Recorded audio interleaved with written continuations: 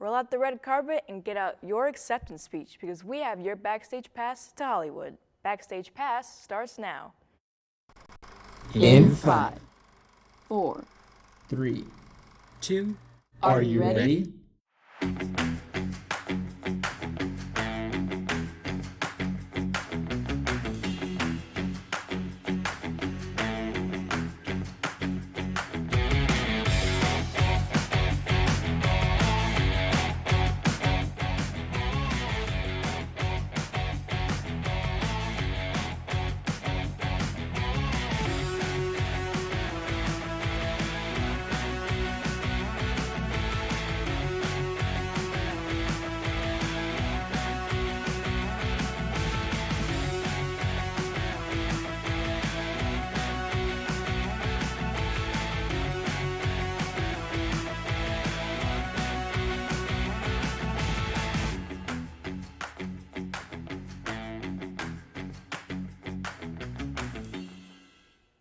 Hey Explorers, welcome to Backstage Pass, where we give you the scoop on all things entertainment. My name is Patrick O'Hara.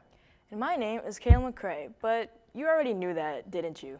Happy belated April Fool's Day. I can't believe there's only 1 month left before we wrap up for this season, but let's not get too sentimental.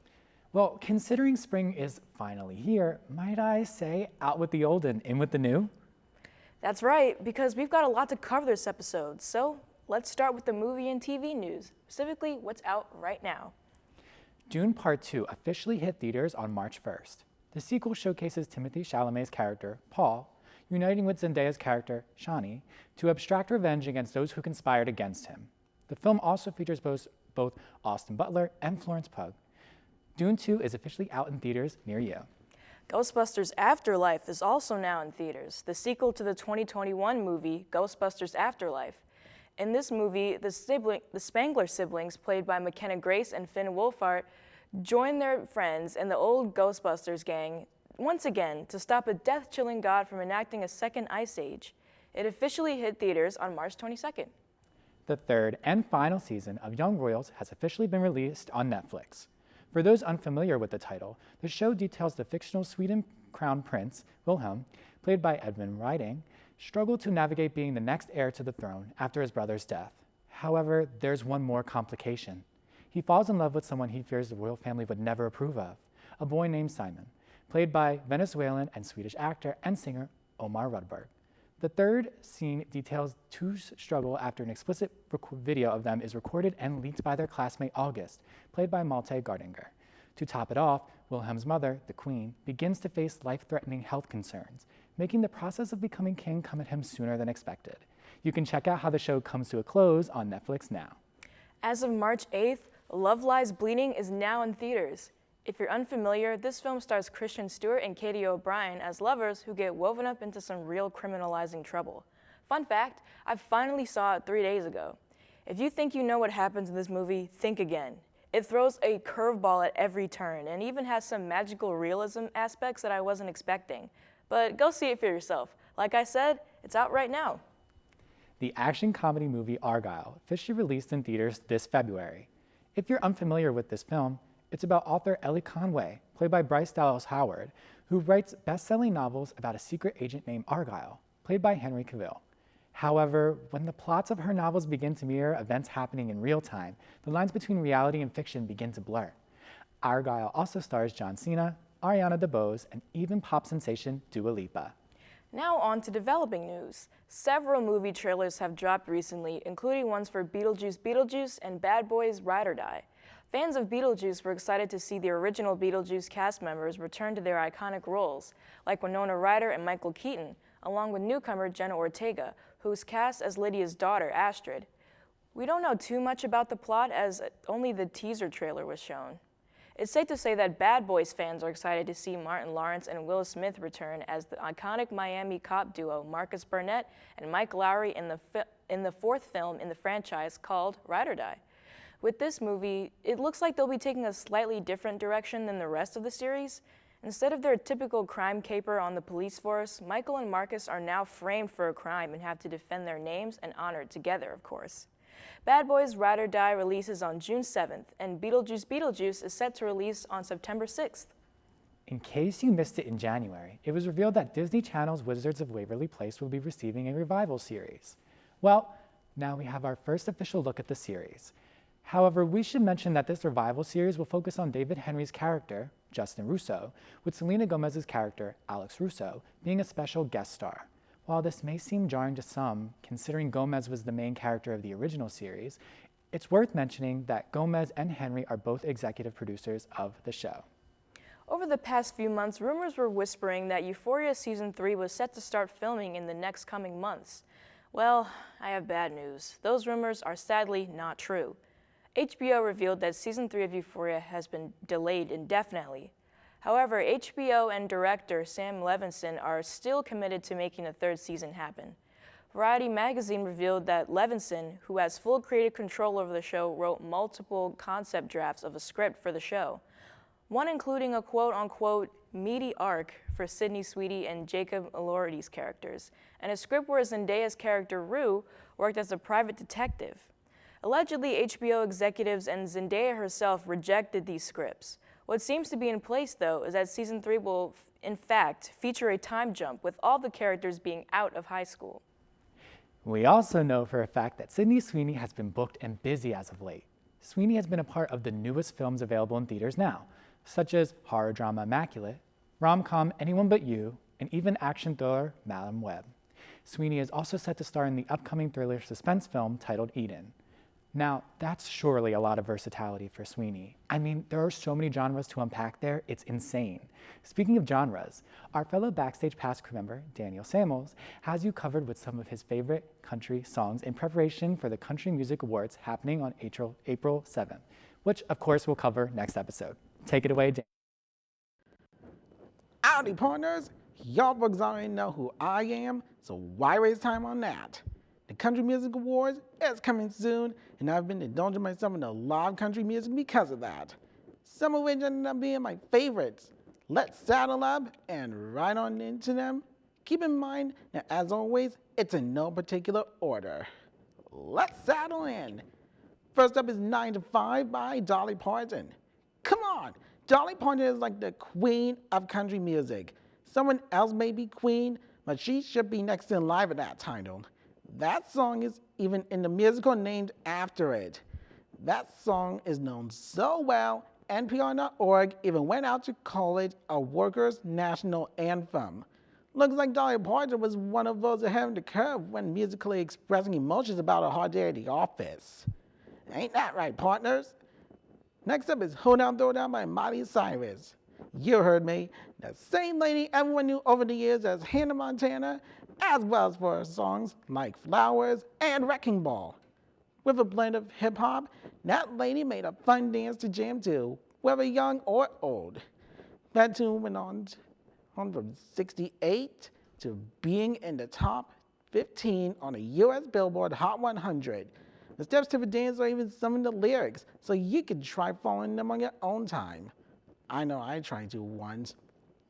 Moving on, Sunshine and Summertime by Faith Hill. That lady says it herself. There's nothing better than making new friends under the summer sun. Okay, so there's a few things better, but Faith Hill thinks not. Give this song a listen and you'll see why. It describes how the summer should be, like every year perfectly. It's one of them songs even this partner can't help but sing along to. Moving on, Take Me Home, Country Roads. Many versions exist, but the one by John Denver is the most memorable. Every country station has it playing, at least once a day. Makes you wish you were in West Virginia, because it gets sung before almost every game played in that state. That song became one of West Virginia's 4 national anthems, and I'm glad it did. If you have a home, relatives, or just friends out in West Virginia, this song is why I salute you. Moving on, American Honey by Lady Antebellum. Dive into the lyrics and you'll get the picture of why the group made the song in the first place. You just can't help but reflect on your own childhood while listening. Even I can't help but think on it sometimes. About that song also makes me think about the friends I made and miss. We all have our own personal American honey. I know mine, and you can share yours. It's totally understandable. There you have it, partners. My favorite country music songs. Tell me your favorites in the comments. As for me, I'm about to ride off into the sunset. But first, let's settle on over to the studio with the true stars of Backstage Pass. Back to you, partners. You know, they say everything's bigger in Texas, but I don't think anything could be as big as Beyoncé's latest album, Cowboy Carter. And did I mention that Queen Bee has gone country? Genres are a little funny concept, and Queen Bee herself has proven that they will not keep her confined. Cowboy Carter, the second act of the Renaissance Project, features 27 brand new songs off the country genre, featuring artists like Shaboozey, Miley Cyrus, Post Malone, and even Dolly Parton. In fact, good old Dolly wanted all the smoke with her shady message to Becky with the good hair right before Beyoncé delivered her final warning to Jolene with an updated cover of Parton's 1973 classic, Jolene. Personally, I thought this album was phenomenal from start to finish. What I found most fascinating about it was the different subparts of the album, containing different elements and sounds of the country genre. However, each track allowed her vocals to soar effortlessly. She even sang an Italian opera for the track titled Daughter.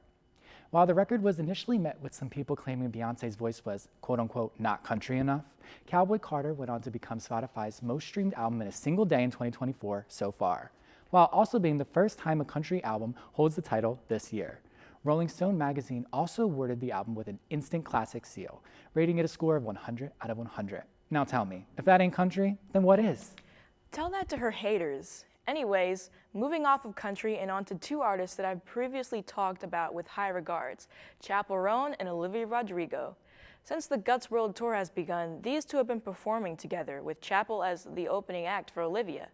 While that time for them is just about to come to an end, that doesn't mean they don't have exciting news. Chappell has been promoting her new song, Good Luck Babe, which releases on April 5th. It's got her fan base in an absolute tizzy for its release. It's a really catchy song. You know what that could mean? A new album on the way, perhaps. But who knows? We'll have to see when the song drops. In the meantime, everyone's still buzzing about her recent Tiny Desk concert, where she donned her classic drag queen look with a massive beehive wig, something she's never really done before. The cigarettes and the butterflies caught in her hair, and the lipstick teeth are just little details that make this Tiny Desk performance all so memorable. Olivia is actually the one who released an album, although it's technically the deluxe version of Guts, fittingly called Guts Spilled. This includes 5 new songs: Girl I've Always Been, Scared of My Guitar, Stranger, So American, and Obsessed, which I've had on repeat. It's definitely one of Olivia's more rock-inspired songs, which is part of its appeal for me. Fans who got to see her in concert got to hear her perform these songs live before the general public did, which I think is really cool for the concert goers. Now, imagine if the sun had just refused to shine. Who would be on your mind? While I don't have anyone in particular, there is an album that could be on mine. That would be Eternal Sunshine by Ariana Grande. That's right, Grande officially released her 7th studio album on March 8th, with 13 tracks in total. Grande opens the record with a curious question: how do I tell if I'm in the right relationship? And ends it with an answer provided by her Nona on the final track. However, before arriving at the answer, Grande takes us on a journey of love, divorce, heartbreak, rumors, allegations, and all the things that could ultimately make or break a person. After dropping the album, Grande went on to release a music video for the song titled We Can't Be Friends, Wait for Your Love, starring both herself and Evan Peters, directed by Christian Bressler. The video, inspired by the 2004 movie titled Eternal Sunshine of the Spotless Mind, shows Grande erasing her memories from an ended relationship while experiencing them again one by one. I found this music video to be really heart-wrenching, especially the part where Grande cries and grasps at her necklace, pleading to keep it. Overall, the music video and album may be some of my favorite releases from her thus far. Tyla has finally released her self-titled debut album as of March 22nd. You may know her from her best smash hit song, Water, that totally broke the internet and was also the lead single for the album. One of my personal favorites on the album is Butterflies. It makes me feel so ethereal and at peace. I have yet to listen to the rest of the album though, but I'm sure it's nothing short of greatness. On March 15th, the one and only Casey Musgraves returned to the music scene with her 6th studio album titled Deeper Well.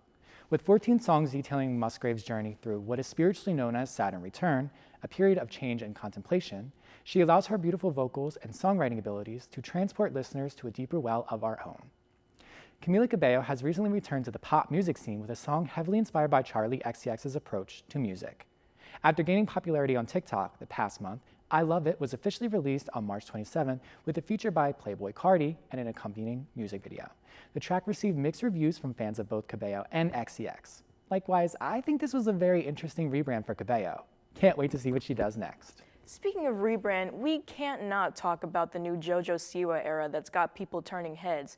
Not in a good way.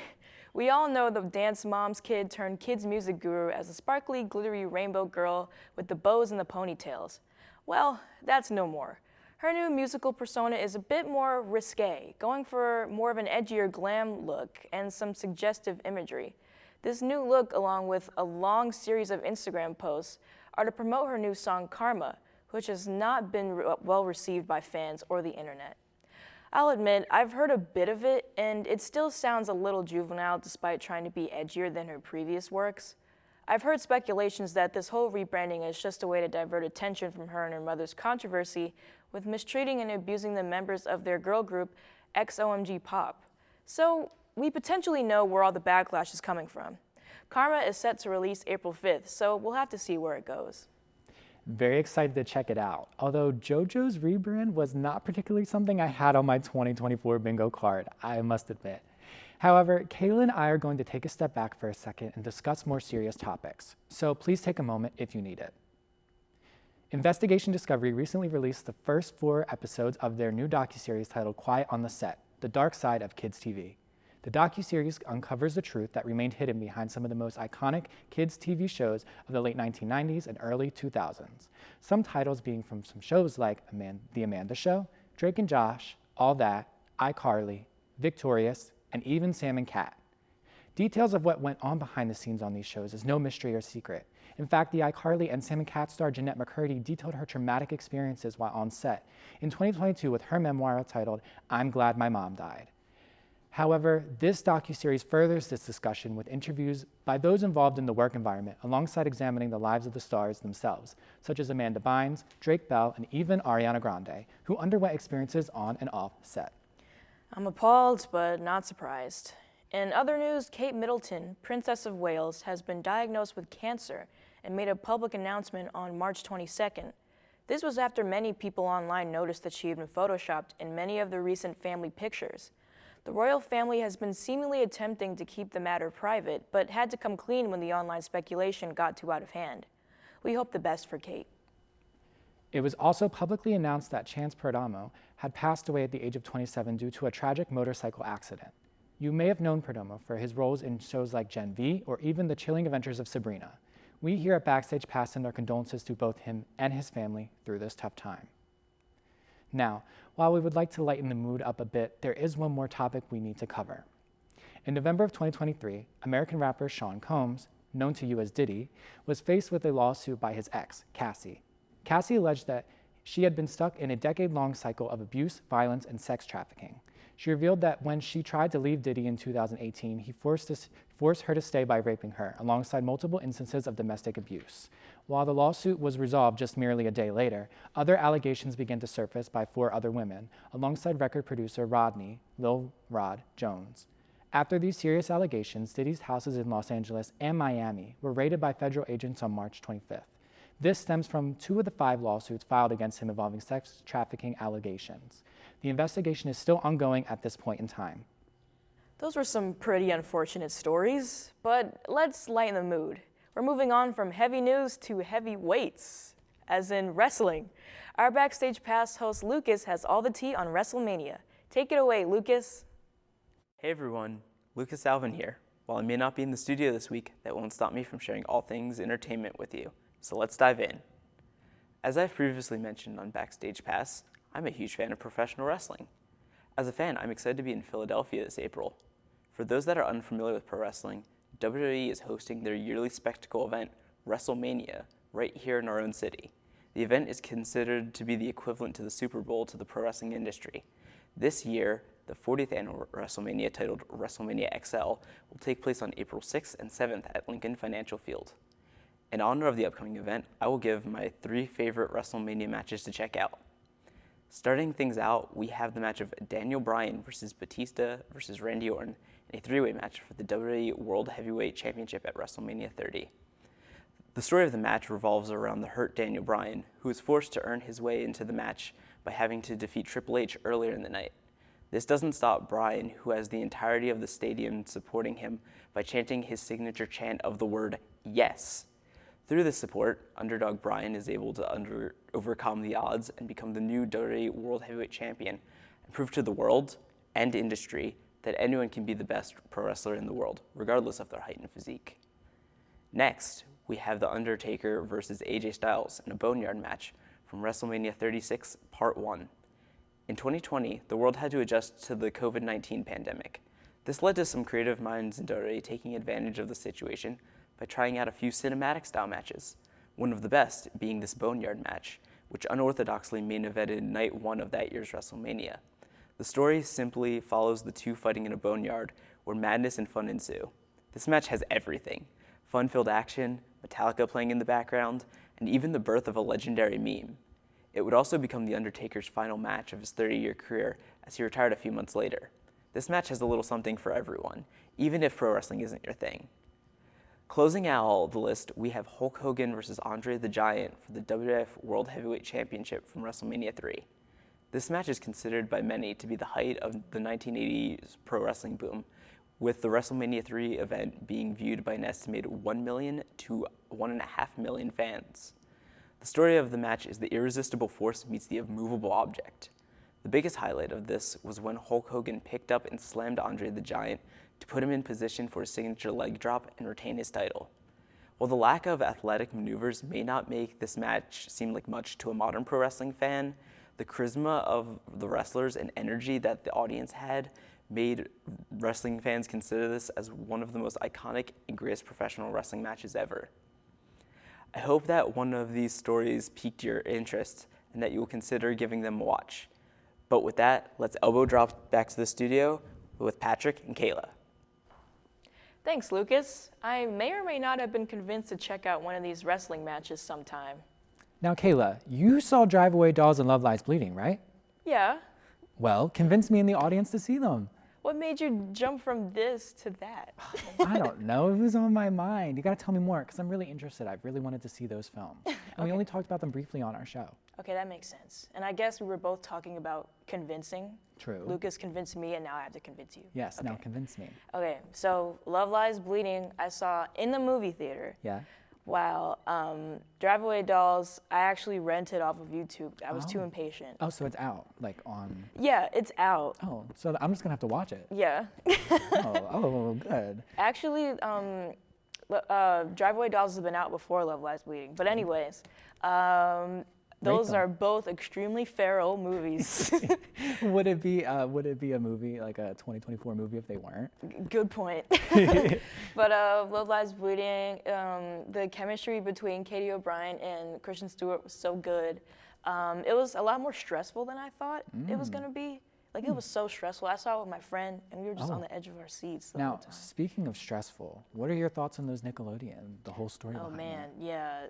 The Nickelodeon stars, like I said, I'm appalled, but I'm not surprised. Me at neither. I all. mean, like Jeanette McCurdy, she spoke about it before, and this Yeah. isn't the first time that we're hearing about all these stories that have gone on, but it's the first time where they're finally being taken serious. Yeah. I feel like that information has been publicly available over the years, but everybody just kind of turned a blind eye to it.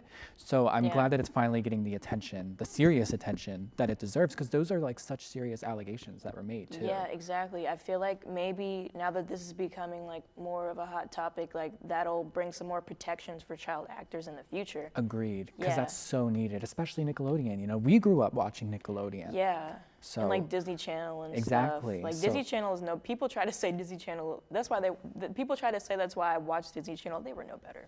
True. Yeah. But, oh gosh. But in other words, what are your thoughts on Euphoria? Do you think there will be a season 3? Oh my God. I don't even know at this point because there's just so much stuff going on. There is a Yeah. lot. I mean, from Angus Cloud passing away That so was tragic, tragically. yeah. And I mean, he was a big part of the show. I have no idea how they're going to be able to pick it up going forward. Yeah, he was like a fan favorite. He was. And he had that thing going on with Well, he was heavily involved in Rue's character dynamics. So Yeah. for them to write him out, it's also going to be a weird shift if they do anything with Rue. Yeah, exactly. And then I know Barbie Ferreira, who played Yes, Kat, she also left. left. She yeah. was talking about there being a lot of things going on behind the scenes. However, I read an article saying that allegedly the person who plays Nate, obviously Zendaya, so Jacob Elordi, Zendaya, and Sydney Sweeney, they had good experiences on the set and that they will be returning nonetheless. Mind you, this is allegedly. I have no idea whether it's factually true or not, but I read that, and so I'm just like, wow, so the 3 big cast people, they don't have an issue, but it seems like other people on the set Yeah. do, so I'm kind of getting this varied response about Sam Is it the Levinson same there. with Hunter Schafer? What about her? I have no idea what's going on with Hunter Schafer. I haven't Okay. heard anything, and then, as you know, they kind of wrote her out for the 2nd season, and that was really Wait, disheartening for me. That's true. What about Alexa Demi?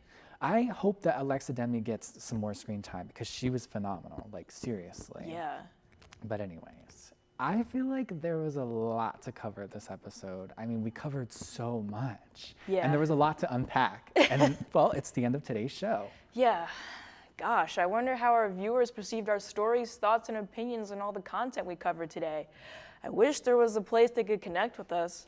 Well, luckily, you can through social media. Get your phone out and follow us on these various platforms seen on your screen. Give us a follow, leave a comment, and let us know if you have any suggestions. Plus, you can check out this week's segment of Backstage Pass exclusively on our Instagram, so make sure you're following us. Have a good night from all of us here on Backstage Pass. I'm Patrick O'Hara. And I'm Kayla McCrae. We'll see you next time on Backstage Pass.